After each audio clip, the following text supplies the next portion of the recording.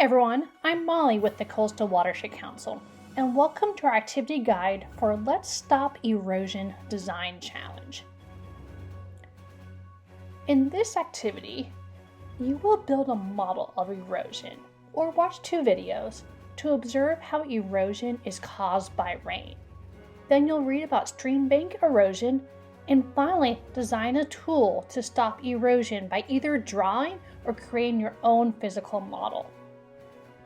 And you're going to need a plastic container or pan, scissors, sand, soil, or small beads, a cup, water, paper, and colored pens, arts and crafts items, that's optional, and there's some optional building materials. If you don't have all of those, that's okay. We're going to be giving you some different options. So here's step 1, observe erosion. So option 1, make your own model. And option 2, watch videos of erosion. If you choose option 1 to make your own model, here's Sam. He's going to guide you through how to create your own model. Hey everyone, it's me Sam with the Coastal Watershed Council. Today's activity is all about erosion, which is the movement of sediment like rocks, sand, and soil from one place to another place. And one way that erosion happens is with water. So, what we have for this activity is the materials including a tub or a pan or a tray. It could be this size, it could be smaller, it could be bigger. Anything that you find around the house that might be able to contain a little bit of soil and be able to hold the water. I also used some soil that I got from a bag of potting soil. You could use some dirt from your yard or a nearby park to help make this activity work for you. I've piled it all up in one corner of my tub. You can see that it's got a nice slope angle coming down. It's not flatly distributed, so there's soil on one part of the tub and it's empty on the other part of the tub. The other things you're going to need is a cup full of water and a sponge. That's all you need for this activity. If you wanted to, instead of using a sponge, you could poke holes in the bottom of a cup to let the water drain out of the cup. But I think it might be a little cleaner and easier just to use a sponge. So as I pour water on top of my mountain here, we're going to be looking at how the water interacts with the sand and the soil that this mountain is made of. And when the water moves through the mountain, what happens to the soil? Does the mountain stay in the same shape? Does its shape change? What happens to the water as it moves through this mountain? So let's try our experiment. I'm making it rain at the top of the mountain here. It's going to take a couple squeezes of the sponge.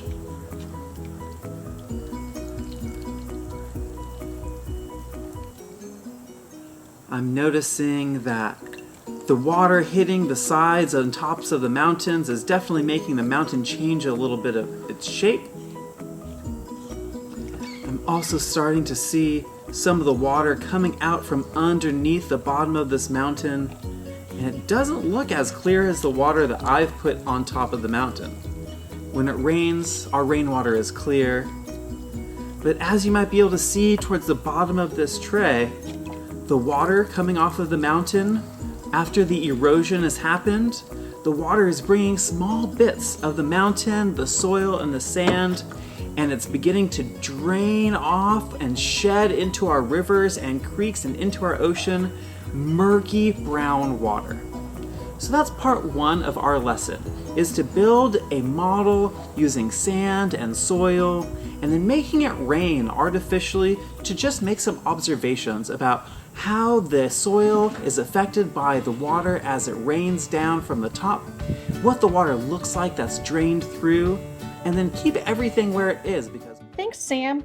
So if you're choosing to create your own model, go ahead and pause the video, build your own erosion model, and see what happens to the water. And then come back when you're done. If you're choosing to watch the videos, keep on watching. I'll show you what the videos are. Great. So you're also going to pause this video in just a little bit, and you're going to find in our activity guide, the PDF, or on the Coastal Watershed Council 2 different websites.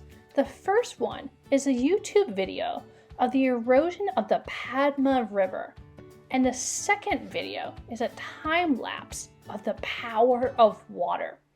So go ahead, pause this video, go watch those 2 videos, and then come on back when you're done. Alright, so by now we've seen either in a video or in our own model erosion and what happens when rain hits the stream banks. So let's use our observations and looking at this picture right here of erosion to make a couple different observations. Think about what you notice, think about what you wonder, and then think about what you see and what it reminds you of. So go ahead and we're going to write down your thoughts for I notice, I wonder, and this reminds me of.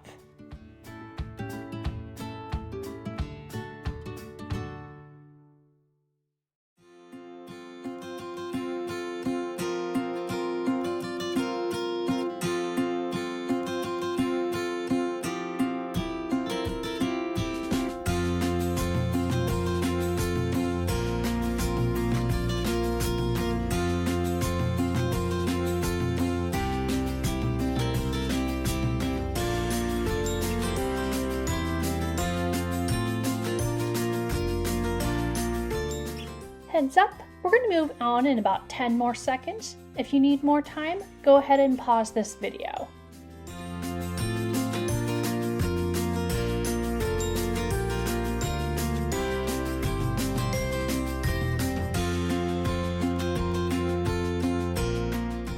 Awesome.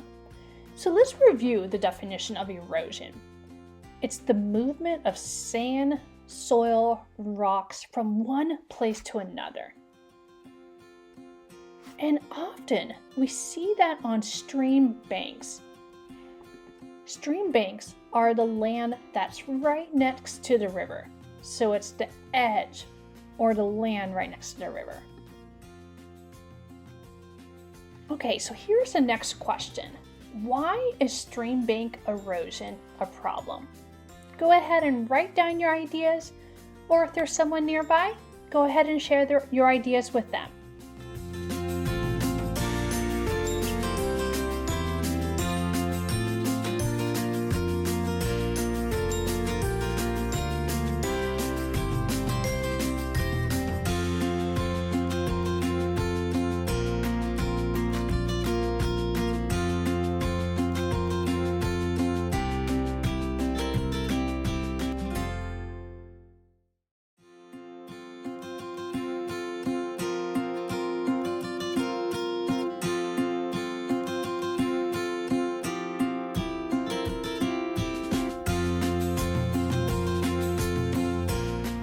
Heads up, we have about 10 more seconds.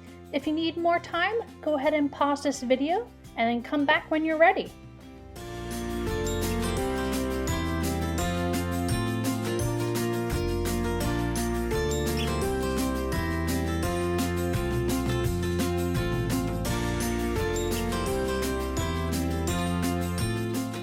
So why is stream bank erosion a problem? So let's take a look at a healthy stream bank. That means that there's no erosion. A healthy stream bank creates great habitat and shelter for fish, birds, and plants. The water is cleaner, which makes it easier for us to treat and clean. And of course, it makes a beautiful river. But what if there is erosion and there's an unhealthy stream bank? Take a look at this picture and you can notice how causes the soil and rocks to fall into the river, and that makes the water muddy. The muddy water makes it harder for fish to breathe and to see their prey and their predators. And the muddy water stops sunlight from reaching plants living in the water, making it harder for them to grow. Let's take a mind break. So everyone stand up and stretch and shake it out.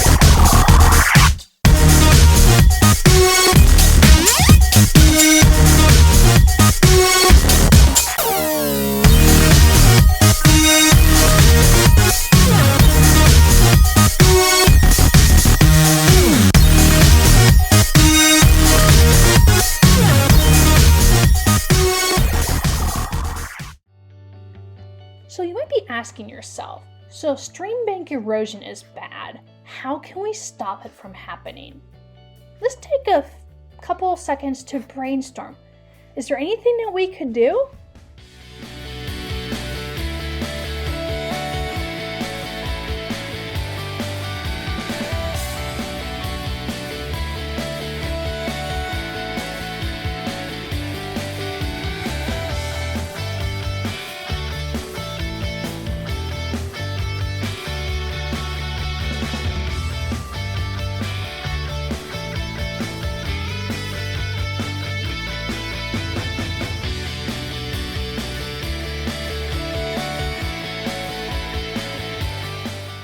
Scientists and engineers have come up with some really creative ways to stop stream bank erosion from happening. And let's take a look at 3 different examples. So check this picture out right here. You're going to see some fallen trees and their tree roots are exposed. So what scientists and engineers do is they place these fallen trees along the stream banks with their roots facing along the stream. The roots will help slow down the fast-moving water and help keep the soil on the stream banks in place. And let's check out this next one. You notice all the rocks that are lying up along the stream?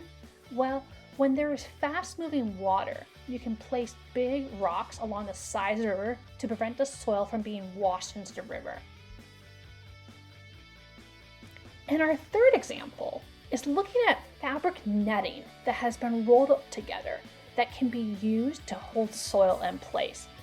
The fabric logs help soak in the water and will slowly break down into soil, eventually becoming part of the stream bank.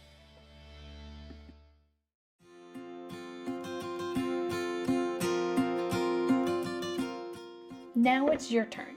Here's our design challenge. Your challenge, should you choose to accept it, is to design your own erosion control tool. And there's 2 different options for this. Option 1 is to draw your tool. Grab some pens and a piece of paper and draw your idea. And when you're drawing this, you're going to add a couple of different things or a process that you're going to take. So first thing is you're going to review the observations of erosion that you saw at the beginning. You're going to choose one of the tools that we just talked about. Maybe it was the fallen logs, or the rocks lining the river, or the fabric logs, and you're going to use that information to inspire your own idea. You're going to draw your tool, and then I want you to label different parts of your drawing. So you're going to label the materials that you would suggest using, the purpose of the materials, and to describe how your tool works. And then celebrate what you created and take a picture and share with your class. If you are choosing to draw your tool, you can pause the video, or you can choose to watch Sam as he talks about option 2, which is creating your own tool using materials that you have around your house. So here's Sam. He's going to just model a tool that he's making in the hopes of stopping erosion. Okay, what we're going to be doing is using random craft materials or things you find outside like sticks or rocks to make an erosion control model that's going to hold back erosion. And that way, when the rain falls on our mountain next time, with all of our construction in place, hopefully the water stays a little bit more clear. So the materials that I'm going to use, I have some popsicle sticks, I've got plenty of pipe cleaners, I have masking tape, I've got some string, I've got lanyard materials, I've got scissors to cut things up. So I'm going to be just kind of taping stuff together, tying it around, and trying my best to find a way that I can keep the soil on the hillsides instead of allowing the soil to get washed away every time that it rains. So the next time you see me on this video, I will hopefully have a completed erosion control project ready to share with you. So let's review some ideas that you might use in your own design.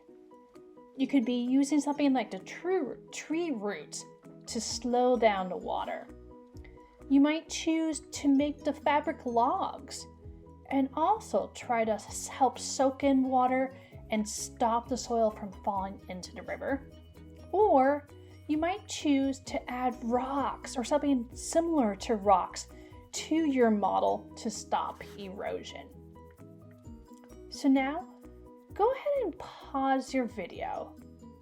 Think about your ideas, and then watch Sam as he shares his idea with you. Remember in the first part of our lesson, we had this hillside and we kind of made it rain, and a lot of the hillside got washed away in the rain, resulting in really muddy, murky water, even though the water we were pouring on top was nice and clear rainwater. We've used all sorts of different materials to create a little bit of an erosion control barrier. I've used popsicle sticks, I've used pipe cleaners and tape. I've also used some rocks and a little bit of pieces of clay, and I'm hoping that what we've done is we've made a way that erosion is going to slow or even stop. So let's try to make it rain. We'll see what happens. Hopefully our mountainside stays where it is and the water flowing from the mountains is nice and clean, cleaner than before. I'm making it rain. The rainwater itself is a little murky, but that's okay. So far, nothing yet. I don't see any water spilling out from the bottom of our mountainside. I continue to make it rain with my sponge and my water.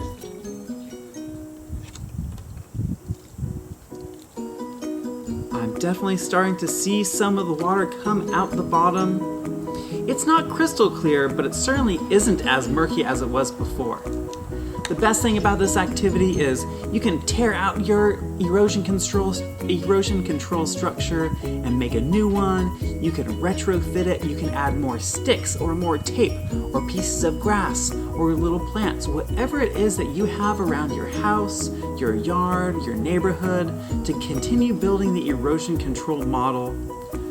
Now, one of the reasons that forests and trees are so helpful for our watersheds, not just because that's where the birds live and because they provide shade for us and wood for us to burn in our fireplace, but having trees all around our mountainsides, those roots of the trees penetrate deep and hold the mountainside still.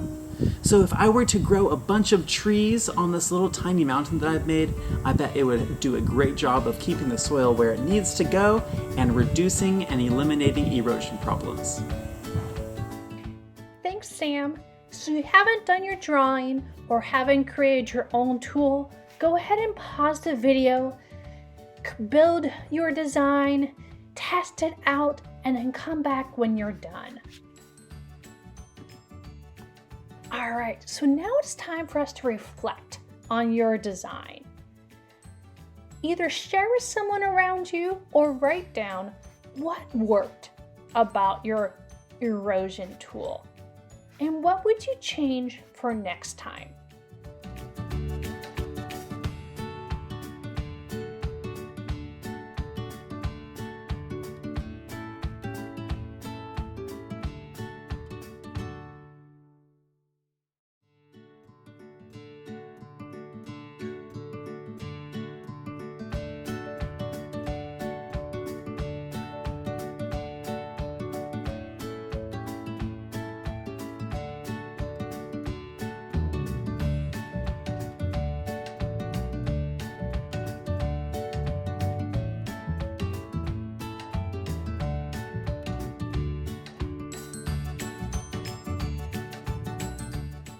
So remember, you can make a difference. You can help stop stream bank erosion.